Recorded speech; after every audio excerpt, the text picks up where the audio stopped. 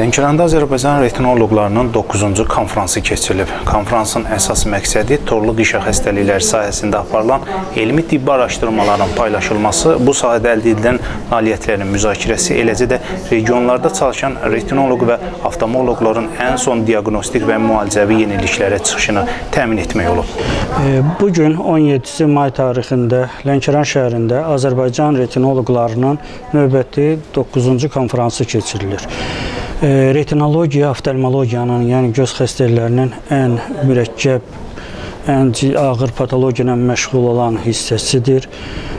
Bu konfrans hər il Akademik Zərifə Əliyev adına Milli Oftalmologiya Mərkəzi tərəfindən təşkil edilir və burada təkcə bizim mərkəzdən deyil, həm də Azərbaycanın bütün regionlarından, bütün klinikalarından mütəxəssislər iştirak edir və bu yeniliklərlə, bu sahədə olan yeniliklərlə tanış oluruq və aparıcı mütəxəssislər də öz təcrübələrini həmkarları ilə bölüşürlər. Ümid edirik ki, bugünkü tədbirimiz də uğurla keçəcək və ümumilikdə Azərbaycan təbabəti üçün faydalı olacaqdır.